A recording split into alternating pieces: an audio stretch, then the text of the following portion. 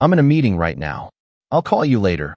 My daughter-in-law texted my son at exactly 2:14 on a rainy Thursday afternoon. The strange thing was, I was already standing in the hotel lobby when I saw her step out of the elevator with another man. I didn't react immediately. At 68, I'd learned that the most dangerous moments in life rarely arrive with shouting. They arrive quietly, softly, like the sound of polished heels crossing marble floors while someone you trusted pretends not to see you. The Whitmore Grand Hotel smelled faintly of fresh lilies and expensive coffee that afternoon. I had only stopped there because my charity luncheon had been moved indoors after the storm rolled through downtown Chicago. My coat was still damp from the rain when I noticed Vanessa near the elevators. My daughter-in-law looked elegant as always. Cream-colored coat, gold earrings, hair perfectly curled like she was heading into a magazine photo shoot instead of a business meeting. But it wasn't her appearance that made my stomach tighten. It was the smile on her face. I had never seen her smile like that around my son. Daniel and Vanessa had been married for 11 years. 11 years of carefully staged family dinners, matching Christmas cards, and anniversary photos posted online with captions about gratitude and partnership. From the outside, they looked perfect, successful, stable, the kind of couple people envied. But somewhere over the years, my son had started looking tired all the time. Not physically tired, spiritually tired, like a man slowly disappearing inside his own life. I noticed things mothers notice. The forced smiles, the silence at dinner, the way he checked his bank account while pretending to read sports news on his phone. Still, I never imagined I would see Vanessa leaving a hotel elevator with a silver-haired man wearing a wedding ring thicker than my thumb. They walked close together, speaking quietly. Familiar, comfortable. The man leaned toward her and handed her a large white envelope. Vanessa laughed softly before slipping it into her designer tote bag like she'd done it 100 times before. Then she touched his arm. Not romantically, not dramatically, almost worse than that. Naturally, like this arrangement belonged to both of them. I lowered my coffee cup slowly and turned my face away before she could notice me sitting across the lobby. My heart was pounding so hard I could feel it in my throat, but my hands remained steady. Years ago, after my husband passed away, I promised myself something. I would never humiliate myself by chasing people for honesty. If someone wanted to betray me, I would let them reveal themselves fully first. Vanessa checked her phone and smiled again. I already knew what message she was reading because Daniel had shown it to me earlier that morning while we ate breakfast together at my house. Long meeting today, she had written him. Probably won't be home until late. Daniel had smiled when he read it. She works too hard, he'd said. I remembered nodding quietly while butter melted across my toast. Sitting there in the hotel lobby now, watching another man hold the door open for my daughter-in-law, I realized something cold and painful. Vanessa wasn't afraid of getting caught. She was convinced nobody was paying attention.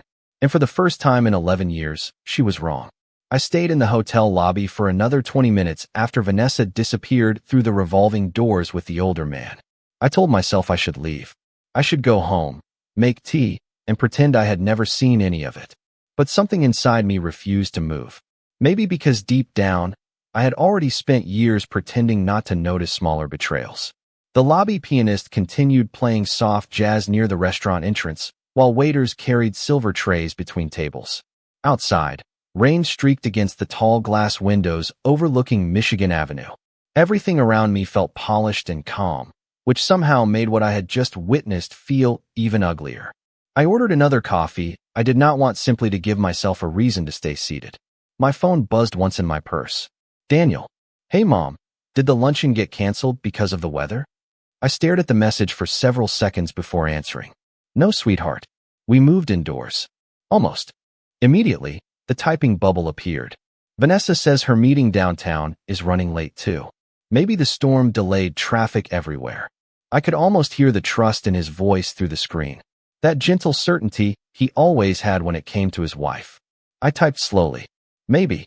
Then I locked my phone and set it face down on the table. Across the lobby, the concierge greeted a family carrying shopping bags and dripping umbrellas. Two little girls laughed while spinning across the marble floor in matching rain boots. Life continued normally around me while my own thoughts turned darker with every passing minute. I kept replaying the scene in my mind. The elevator doors opening. Vanessa stepping out beside that man. The envelope. Her smile. Especially the smile. It was not nervous or rushed. It was relaxed. Familiar. The expression of someone who had done this many times before. I thought about Daniel at 14 years old, sitting beside me in our old kitchen after his first heartbreak. A girl from school had embarrassed him at a dance, and he had tried so hard not to cry in front of me. I just do not understand why people lie, he had whispered back then. I remember brushing his hair away from his forehead and telling him something I believed with my whole heart at the time. Good people assume honesty because they are honest themselves. Sitting in that hotel lobby now, I wondered if I had accidentally raised my son to become vulnerable to people like Vanessa. Beautiful people who knew how to perform warmth without ever truly feeling it. Around 3 o'clock, I finally stood to leave. My knees felt stiff as I slipped my coat back on. As I walked toward the exit, I passed the reception desk and glanced casually toward the elevators one last time. That was when I saw him again. The older man. He was alone now, speaking quietly with someone at the front desk while adjusting the cuff of his expensive navy coat. Up close, he looked wealthy in the effortless way old money often does. Silver hair. Perfect posture. A gold watch that probably cost more than my first car.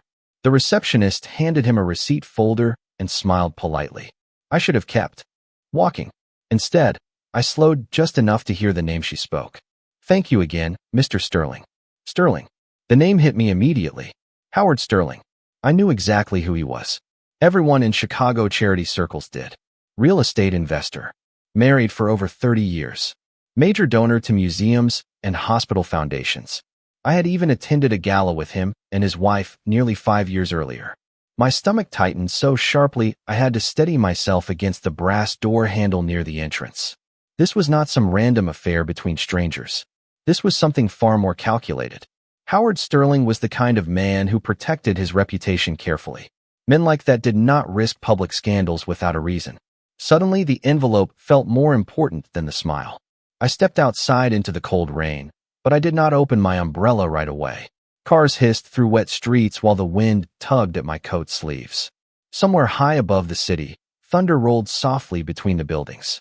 I stood there for a moment realizing something I had not wanted to admit inside that beautiful hotel lobby. Whatever Vanessa was hiding, it was bigger than an affair. And somehow, my son was standing directly in the middle of it without even knowing. The drive home took nearly 40 minutes because of the rain, but I barely noticed the traffic crawling along Lakeshore Drive. My mind kept circling the same questions over and over again. Why Howard Sterling? Why the secrecy? And most importantly, what exactly had been inside that envelope? By the time I pulled into my driveway, the sky had turned darker, heavy clouds hanging low above the neighborhood like wet gray blankets. My house looked exactly the same as it always did. White shutters, neatly trimmed hedges. The porch light Daniel had installed for me last winter glowing softly against the rain. For a brief moment, I envied the simplicity of the house. Walls did not lie. Doors did not manipulate people. A home either protected you or it did not. Human beings were much harder to understand. I stepped inside and immediately heard the familiar ticking of the grandfather clock in the hallway. The sound usually comforted me. That afternoon it felt painfully loud. I hung my coat carefully and walked into the kitchen, where a framed family photo still sat beside the coffee maker. Daniel and Vanessa on their anniversary trip to Napa Valley 3 years earlier.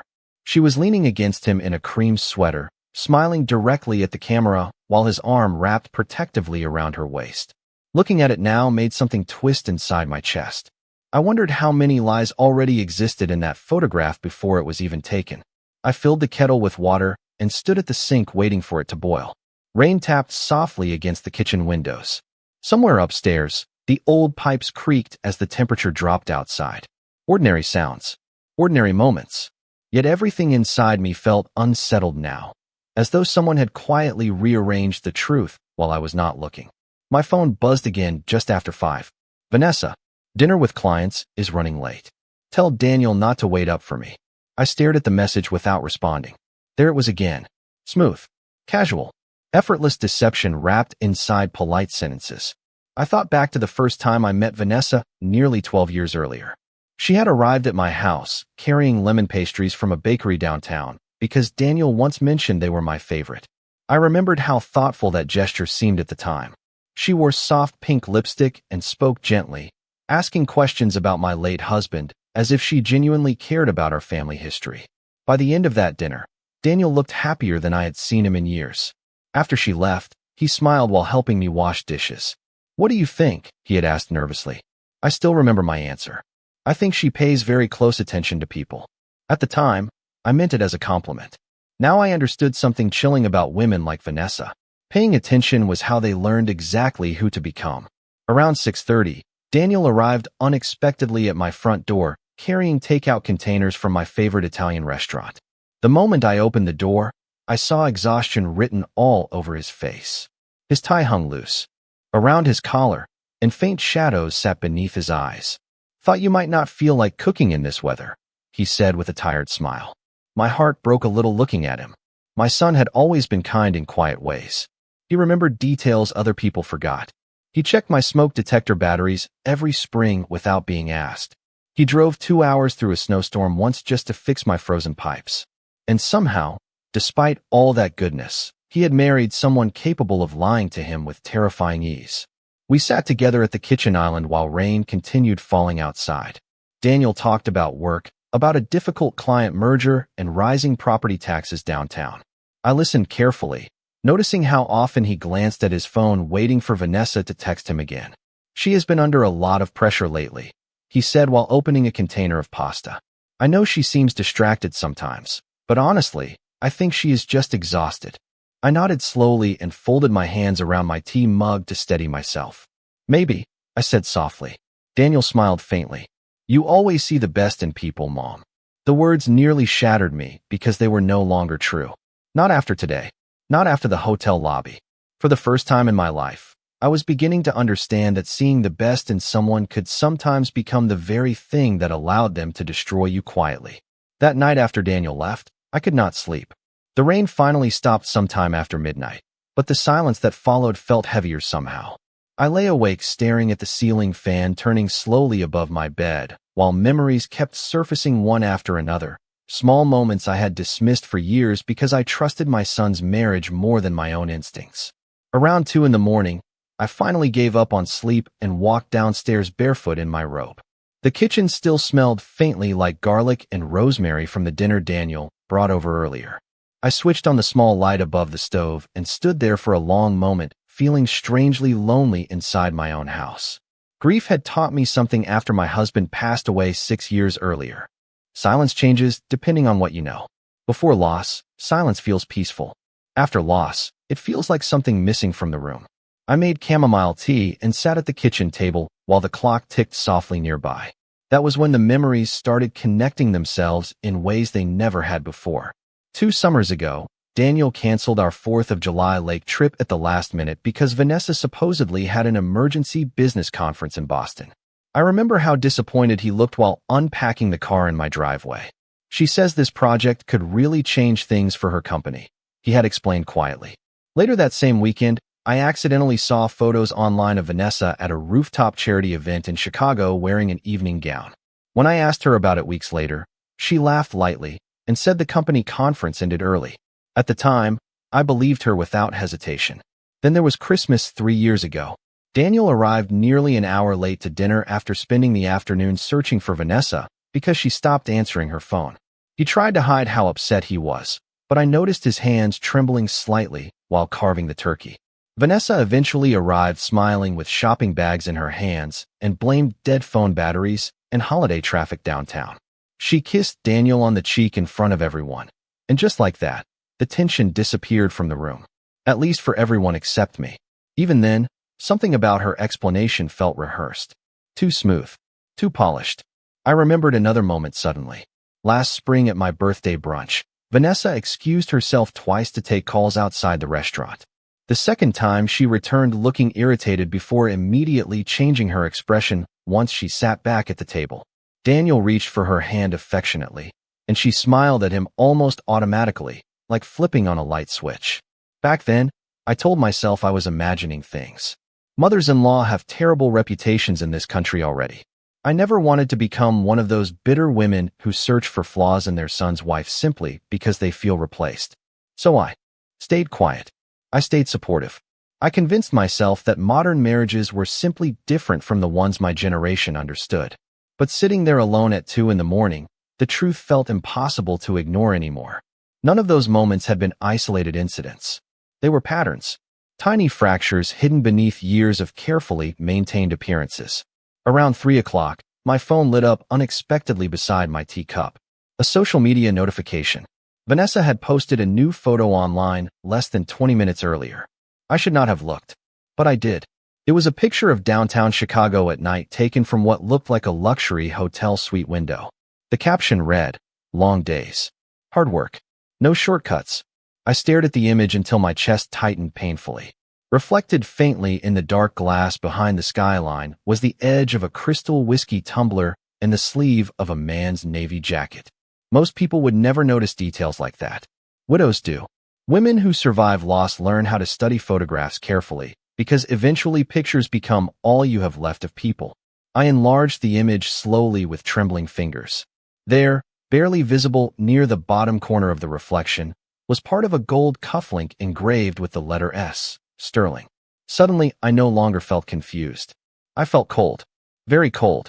Not because I had finally realized Vanessa was lying, but because I was beginning to understand how long she had been lying without anyone ever questioning her. The next morning, Chicago woke beneath a pale gray sky that made the entire neighborhood look washed out and tired. I barely slept 2 hours, yet strangely, I did not feel exhausted anymore. I felt alert, focused, as though some invisible curtain had finally been pulled back after years of standing in dim light.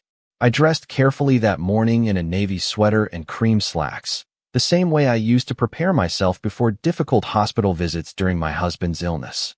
Grief teaches discipline. Even when your heart feels unstable, you still button your coat.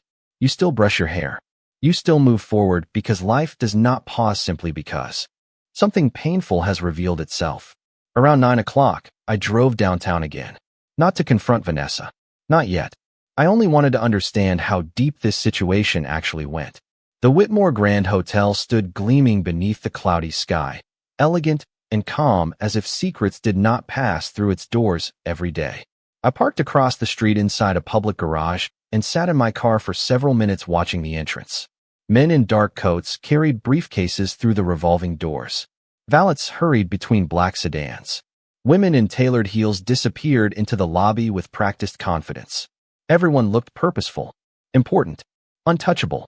I wondered how many of them were lying to someone who trusted them completely. At 10:15, I finally stepped inside. The same faint scent of lilies floated through the lobby. The same piano music drifted softly near the restaurant. Everything looked identical to the afternoon before, which somehow unsettled me even more. Betrayal rarely changes the world around you. It changes the way you look at it. I walked slowly toward the cafe and ordered tea instead of coffee this time. Then I waited. Nearly 40 minutes passed before I saw him again. Howard Sterling entered through the main doors alone, speaking briefly with the concierge before heading toward the private elevators near the east hallway.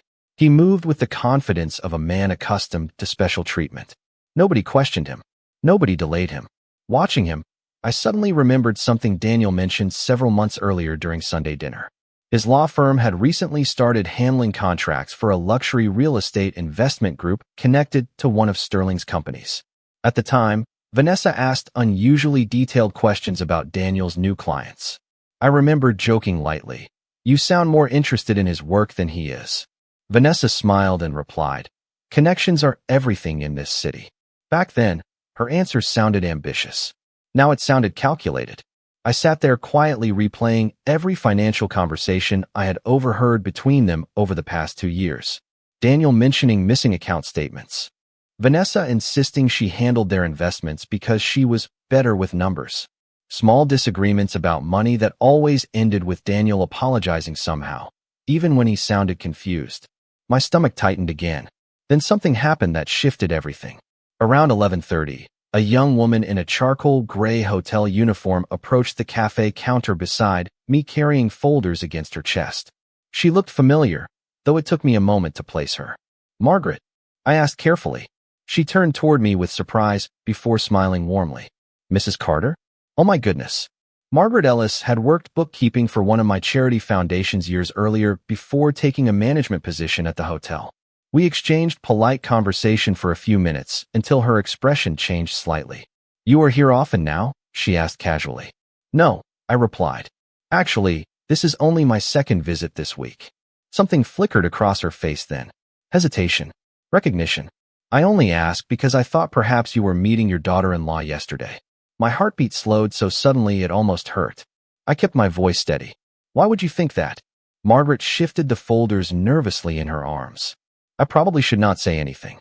It is only that Miss Miller comes here quite frequently, usually for private meetings upstairs." She paused awkwardly before lowering her voice. "I assumed your family knew." The room around me suddenly felt distant, muffled beneath the sound of blood rushing through my ears. I forced myself to remain calm. "How frequent are we talking about?" Margaret looked uncomfortable now. "Several times a month at least. Since last year, maybe longer." Last year. The words settled heavily inside my chest. Not weeks. Not months. A year or more. I thanked Margaret quietly and watched her walk away toward the conference hall elevators while my untouched tea cooled beside me. Then I looked toward the same elevator bank where I first saw Vanessa the day before. For the first time, I no longer felt like a suspicious mother-in-law imagining problems inside her son's marriage. I felt like a woman standing at the edge of a truth far uglier than she originally feared. For the next 3 days, I said nothing to Daniel about the hotel. Nothing about Howard Sterling. Nothing about the envelope or Margaret's quiet confession in the cafe. Outwardly, life continued exactly as it always had. That was the unsettling part. Vanessa still called me twice a week using that warm, polished voice she wore like perfume. Daniel still defended her whenever she canceled family plans because of work obligations. The world around us remained perfectly arranged while something rotten quietly spread underneath it. On Saturday afternoon, Daniel invited me to their house for lunch. The moment I stepped inside, I noticed fresh white roses arranged across the dining room table. Vanessa always decorated beautifully. She understood presentation better than anyone I had ever met. Their home in Hinsdale looked like something from a luxury design magazine. Soft beige walls, marble countertops, floor-to-ceiling windows overlooking a perfectly landscaped backyard.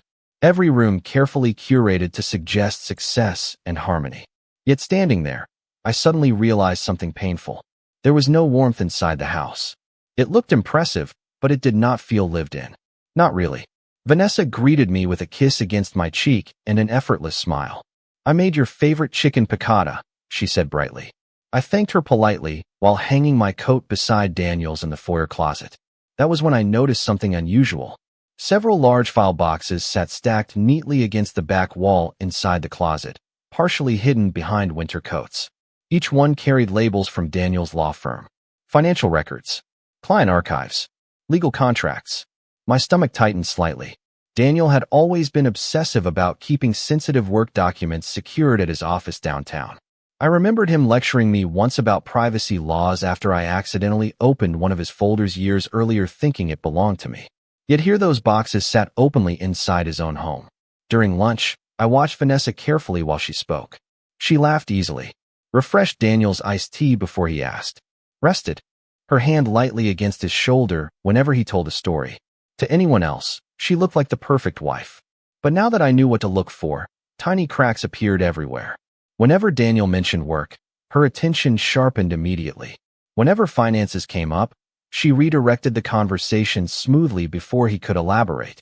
At one point, Daniel mentioned an investor dispute involving one of Sterling's real estate developments. Vanessa froze for half a second before smiling again and asking if anyone wanted more salad. Most people would never notice pauses like that. Mothers do. After lunch, Daniel stepped outside to answer a work call, while Vanessa cleared plates into the kitchen. I offered to help, and for the first time since all this began, we stood alone together. Sunlight spilled softly across the marble counters while the dishwasher hummed quietly nearby. Vanessa rinsed wine glasses with calm precision. "Daniel worries about you sometimes," she said casually without looking at me. "He thinks you spend too much time alone." The comment sounded harmless on the surface, yet something underneath it felt strangely deliberate. "I enjoy my peace," I replied calmly. She smiled faintly. "Of course. I just think loneliness can make people imagine problems that are not really there. My chest turned cold instantly. The room suddenly felt smaller despite the high ceilings and open windows.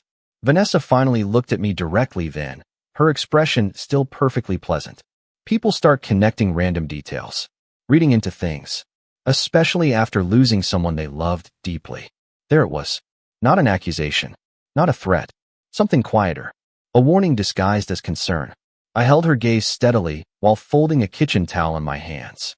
Interesting, I said softly. I have actually found the opposite to be true. She tilted her head slightly. What do you mean? I smiled politely. Loss tends to sharpen observation. You stop overlooking things because you understand how quickly people can disappear. For the first time since I met her 12 years ago, Vanessa looked genuinely unsettled. Only for a moment. Then her smile returned. Smooth as glass. Daniel walked back inside seconds later, completely unaware of the tension waiting for him in his own kitchen. He wrapped an arm around Vanessa's waist affectionately while apologizing for the work interruption. She leaned naturally into him, every inch the devoted wife again. But as I watched them standing there together beneath the warm afternoon light, I realized something with terrible clarity. Vanessa already suspected that I knew something. And instead of panicking, she was testing how much. By Monday morning, the air in Chicago had turned sharp and cold again, the kind of November weather that makes the city feel quieter than usual. I spent most of the morning cleaning my kitchen simply to keep my thoughts steady. When people imagine betrayal, they often picture screaming arguments or dramatic confrontations. Real betrayal is rarely that loud. Most of the time, it unfolds quietly while someone continues setting the table, answering emails, or folding laundry as if their life has not already begun shifting beneath their feet. Around noon, Daniel called unexpectedly. Mom, are you free for dinner tomorrow night? He asked. Vanessa wants to host. I paused briefly while drying a plate beside the sink. That sounds lovely, I replied calmly. What is the occasion? He laughed softly. No occasion. She just says we have all been too busy lately. Too busy. The phrase echoed strangely after everything I had learned. The next evening, I arrived at their house shortly after 6. Snow flurries drifted lightly across the driveway as warm golden light glowed through the front windows. From the outside, the house looked beautiful, inviting, safe. Vanessa opened the door before I even knocked, wearing a dark green sweater dress and pearl earrings. Evelyn, she said warmly, embracing me lightly. You look wonderful.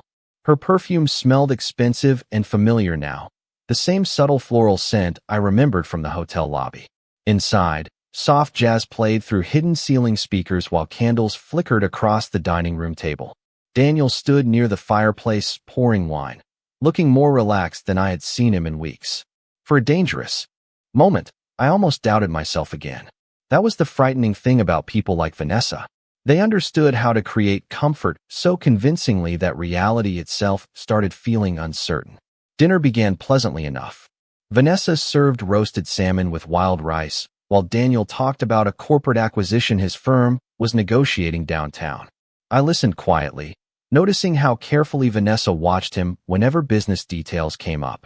Not lovingly, strategically, like someone tracking information rather than sharing conversation. Halfway through dinner, Daniel mentioned an upcoming holiday fundraiser at the Whitmore Grand Hotel. I saw Vanessa's wine glass pause midair for the smallest fraction of a second before she smiled. I almost forgot about that event, she said lightly. Howard Sterling is sponsoring one of the auction wings this year. I folded my napkin carefully onto my lap before speaking. Really? I asked softly. I actually saw Mr. Sterling recently. The room changed immediately. Not dramatically. Quietly. Vanessa lowered her glass with controlled precision while Daniel looked up with mild surprise. You know Howard Sterling? He asked. Only casually, I replied. I ran into him at the Whitmore last Thursday afternoon. Vanessa smiled instantly. Too quickly. Chicago is such a small world, she said, especially in business circles. I turned toward her calmly. That is true, although he did not seem to be discussing business at the time. Silence settled briefly over the table. Daniel frowned slightly, confused rather than suspicious. What do you mean? He asked. Vanessa reached for her water glass before I could answer. Howard has a terrible habit of turning every meeting into a social hour, she said smoothly. Honestly, Some executives spend more time drinking cocktails than actually working. There it was again. Immediate redirection. Immediate control. I took a slow sip of wine while holding her gaze over the rim of the glass. Interesting, I said quietly, because the person he was with looked very focused. For the first time all evening, color drained subtly from Vanessa's face. Only slightly. Most people would never notice it. But I did. Daniel looked between us now, sensing tension he could not yet understand. Did something happen at the hotel? He asked carefully. Vanessa laughed softly before answering for me. Your mother probably overheard one of my client meetings and assumed it was more exciting than it actually was. Her tone remained light, but I noticed her fingers tightening around the stem of her wine glass. I leaned back slowly in my chair. Perhaps, I replied, although I usually remember the people I meet in hotel lobbies. The silence that followed felt different from before. Heavier. More dangerous. Daniel shifted uncomfortably while Vanessa held perfectly still across from me beneath the candlelight. In that moment, neither of us smiled anymore. We simply looked at each other quietly across the dinner table while my son sat unknowingly between two women who finally understood that the truth was beginning to surface. After dinner, snow continued falling outside in slow, quiet waves, covering the backyard in a thin layer of white while the three of us sat near the fireplace with coffee cups warming our hands. Anyone looking through the windows would have seen an ordinary family evening. A successful couple. A proud mother. Soft music playing beneath golden light. That was the frightening thing about deception. It could survive comfortably inside beautiful rooms. Daniel eventually stepped upstairs to take another work call, apologizing with visible frustration before disappearing down the hallway. The moment his footsteps faded, the silence between Vanessa and me changed completely. She set her coffee cup down with careful precision onto the marble side table beside her chair. You have been unusually observant lately, she said calmly. Her voice remained polite, but the softness inside it had vanished now. I looked into the fireplace for a moment before answering. Age gives people time to notice patterns. Vanessa crossed one leg slowly over the other. Or paranoia. I smiled faintly at that. Paranoia usually invents things that do not exist. I am afraid that is not what is happening here. The flames crackled softly between us while snow tapped lightly against the tall windows. Vanessa studied me in silence for several seconds before speaking again. What exactly do you think you saw at the hotel? There it was. Direct, finally. Not defensive. Controlled. I turned toward her calmly. Enough to know my son is being lied to. For the first time since I met her, Vanessa did not immediately smile after hearing something unpleasant. Instead, her face became strangely blank, as though she was calculating possible outcomes behind her eyes. Daniel trusts me, she said quietly. He trusts the version of you that you created for him, I replied. Her jaw tightened slightly. Tiny movements. Tiny fractures in composure. You are making assumptions about things you do not understand. Then help me understand, I said softly. The room fell silent again. Upstairs, I could hear faint floorboards creaking as Daniel paced during his phone call. Vanessa leaned back slowly in her chair before speaking with measured calm. Business relationships in this city are complicated. Powerful people meet privately all the time. Howard Sterling has connections that matter. Connections to what? I asked. Investments? Contracts? My son's law firm. Her eyes sharpened instantly. There. I had finally reached the center of it. Vanessa stood and walked toward the bar cart near the fireplace, pouring herself another glass of wine despite barely touching the first one. Daniel is talented, she said while facing away from me. But talented men still need doors opened for them sometimes. I felt something cold settle deeper inside my chest. So that is what this is? I asked quietly. You trade access to my son in exchange for influence? Vanessa turned slowly, wine glass in hand. You still think emotionally, Evelyn. That is your problem. The world does not work the way it did when you were younger. I stared at her across the room, suddenly realizing she no longer cared about pretending innocence with me. And how exactly does the world work now? I asked. She smiled then, but it was not warm. People leverage what they have. Howard Sterling gets favorable legal navigation. Daniel gets clients powerful enough to change his career. Forever. Everyone benefits. Except the one person being manipulated, I said. Vanessa took a slow sip of wine. Daniel benefits more than anyone. He just does not ask enough questions to see it. The cruelty of that statement hit harder than I expected. Not because she insulted my son, but because she said it with complete certainty, like someone discussing financial forecasts instead of a marriage. I folded my hands together carefully to keep them steady. Does he know about the hotel meetings? Vanessa laughed softly under her breath. Of course not. Daniel still believes hard work alone explains success. Upstairs, a door closed quietly as Daniel ended his call. Vanessa's expression changed instantly again, the mask returning so quickly it almost felt inhuman. By the time Daniel walked back into the living room smiling apologetically, she was already sitting gracefully beside the fire with her pleasant hostess expression fully restored. Sorry about that, he said while loosening his tie. Work never ends lately. Vanessa reached for his hand immediately, squeezing it affectionately. You work too hard, she said gently. Daniel smiled tiredly and kissed the top of her head without hesitation. Watching them together in that moment made something inside me ache deeply because I finally understood the full tragedy of what was happening. My son was not simply being deceived. He was being managed. Carefully. Professionally. Like one more valuable asset inside a much larger arrangement. The following Thursday, Daniel invited me downtown for lunch near his office.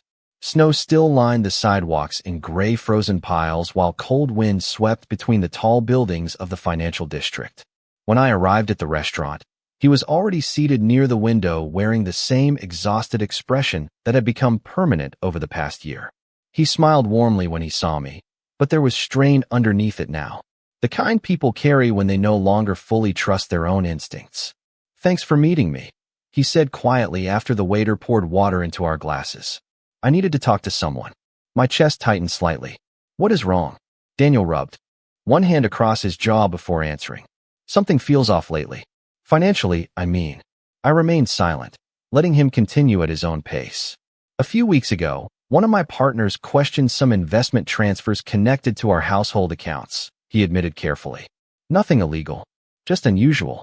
Outside the restaurant window, pedestrians hurried through the cold carrying scarves and coffee cups, while traffic crawled through slushy intersections. Everything beyond the glass looked distant compared to the tension sitting across from me at that table. Did you ask Vanessa about it? I said softly. Daniel nodded slowly. She explained everything. At least I think she did. That answer alone told me everything I needed to know. When people trust someone completely, they stop distinguishing between explanations and truth. The waiter arrived with salads neither of us touched immediately. Daniel stared down at his plate for several seconds before speaking again. Mom, can I ask you something honestly? Of course. He looked up finally, and for the first time since this began, I saw uncertainty in his eyes instead of blind loyalty. Did something happen at dinner the other night between you and Vanessa? I folded my napkin carefully onto my lap. Why would you ask that? He exhaled quietly. Because she barely slept afterward. She kept asking strange questions. Whether you had said anything unusual. Whether you seemed upset with her. I looked down at my untouched teacup before answering carefully. And what did you tell her? That you love her, he said immediately. The words landed painfully between us. Love. Such a dangerous thing when given to the wrong person. Daniel leaned back slowly in his chair. But honestly, lately I feel like I am missing pieces of conversations everyone else already understands. He laughed softly then, but there was no humor inside it. Maybe I am just tired. I studied my son quietly across the table. The little boy who used to run into my kitchen after school asking impossible questions about the world. The teenager who once cried because he accidentally hit a bird with his bicycle. The man who still believed. Kindness and hard work protected people from manipulation. I realized then that I could no longer stay silent simply to preserve peace. Silence had already protected Vanessa long enough. Daniel, I said gently, has Vanessa ever introduced you to Howard Sterling personally? His expression changed immediately. Not suspicion, recognition. A few times at fundraising events, he answered slowly. Why? I held his gaze steadily. Because I saw them together privately at the Whitmore Hotel last week. The entire restaurant suddenly felt still around us. Daniel blinked once as though he had misheard me. Together how? He asked carefully. I chose my words with painful precision. Not professionally. He stared at me for several seconds without speaking. Then he shook his head almost automatically. No, there has to be another explanation. I nodded softly because denial is often the first thing heartbreak reaches for. Perhaps, I said. But there are other things too. Slowly, carefully, I told him everything except the cruelest parts. The repeated hotel visits, Margaret's comments, the hidden meetings, the envelope. Daniel listened in complete silence while the color gradually drained from his face. By the time I finished, he looked physically ill. Why would she do this? He whispered finally. I looked out the restaurant window where snow drifted quietly across downtown Chicago. Because some people stop seeing relationships as love stories, I said softly. They start seeing them as opportunities. Daniel lowered his eyes then, and for the first time in his life, my son looked truly broken. Not angry, not dramatic, just deeply wounded in the quietest possible way. He sat there staring at the table while untouched food cooled between us, and I realized something devastating. The moment a good person finally sees the truth about someone they trusted, they do not shatter all at once. They collapse slowly, piece by piece, while the rest of the world continues moving around them as if nothing has changed at all.